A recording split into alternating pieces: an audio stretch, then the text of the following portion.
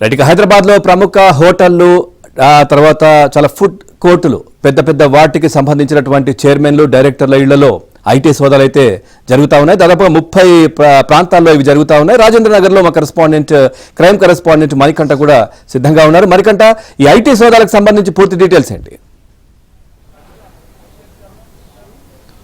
పవన్, హైదరాబాద్లో మరోసారి ఐటీ శాఖ అధికారులు సోదాలకు దిగారు. ఏకకాలంలోనే 30 చోట్ల ఐటీ శాఖ అధికారులు ఫుడ్ రెస్టారెంట్లు నిర్వహిస్తున్న యజమానులు అలాగే డైరెక్టర్లతో పాటు అలాగే హోటల్స్పై కూడా ఏకకాలంలో 30 బృందాలుగా ఏర్పడి ప్రస్తుతం తెల్లవారుజాము నుంచి ఈ సోదాలు అయితే కొనసాగిస్తూ ఉన్నారు. ప్రస్తుతం రాజేంద్ర నగర్లో ఉన్న పిస్తా హౌస్ యజమాని మజీద్ ఇంటి వద్ద అయితే ఉన్నాము. ప్రస్తుతం ఉదయం తెల్లవారుజామున 4 గంటలకే సుమారుగా 5 బృందాలు ఈ ఇంటికి చేరుకుని సోదాలు అయితే నిర్వహిస్తున్నాయి. ఏటా పిస్తా హౌస్తో పాటు అలాగే వీటితో షాగ్ హౌస్ అలాగే మేఫీల్డ్ రెస్టారెంట్లు సిటీలో చాలా ఎక్కువ బ్రాంచ్లు అయితే నిర్వహిస్తూ ఉన్నాయి. అయితే వీళ్ళకి వచ్చే ఆదాయంతో పాటు అలాగే ప్రభుత్వానికి చెల్లించవలసిన పన్నుల్లో భారీ ఎత్తున పెద్ద మొత్తంలో అవకతవకలు చోటు చేసుకున్న నేపథ్యంలో ప్రస్తుతం వాటి సమాచారం ఆధారంగా ఐటీ శాఖ అధికారులు ఈ సోదాలు నిర్వహిస్తున్నట్లుగా కూడా తెలుస్తుంది. పెద్ద మొత్తంలో అనుమానాస్పదంగా ట్రాన్సాక్షన్లు ఉండడం అలాగే లావాదేవీలు కూడా పూర్తి స్థాయిలో తేడాలు రావడంతో ప్రస్తుతం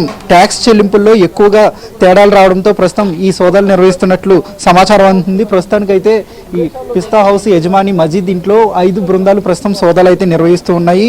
ప్రపంచవ్యాప్తంగా మైఫిల్తో పాటు అలాగే షాగ్ హౌస్తో పాటు పిస్తా హౌస్లకు సంబంధించి రెస్టారెంట్లకు సంబంధించి వివిధ విదేశాల్లో కూడా కార్యకలాపాలు నిర్వహిస్తూ ఉన్నాయి. ముఖ్యంగా ఈ 3 బ్రాండ్లకు సంబంధించి మేఫిల్ రెస్టారెంట్ 2016లో ప్రారంభమైంది.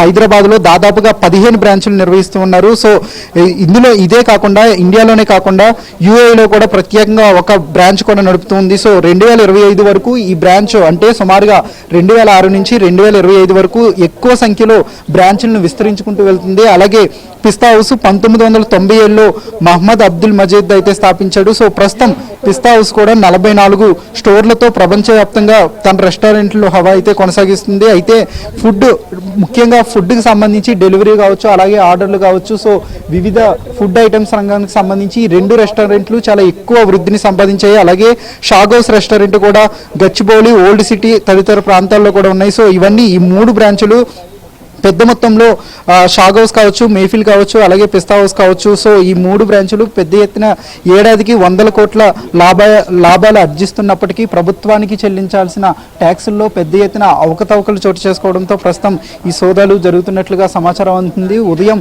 తెల్లవారుజామునే సుమారుగా 30 బృందాలు ఈ సోదాలు అయితే నిర్వహిస్తున్నాయి. ఇప్పటికే కీలకమైన సమాచారాన్ని రాబట్టినట్లుగా కూడా సమాచారం అందుతుంది. ప్రస్తుతం ఈ సోదాలు మరికొన్ని గంటల పాటు జరిగే అవకాశం ఉన్నట్లుగా కూడా తెలుస్తుంది. ఏకకాలంలోనే హైదరాబాద్లో 30 చోట్ల ఐటీ శాఖ అధికారులు ఈ ఫుడ్ రెస్టారెంట్లు యజమానులు అలాగే ఈ ఫుడ్ కోర్టుల్లో ప్రస్తుతం ఐటీ శాఖ అధికారులు సోదాలకు దిగడం ప్రస్తుతం కలకలంగా మారింది.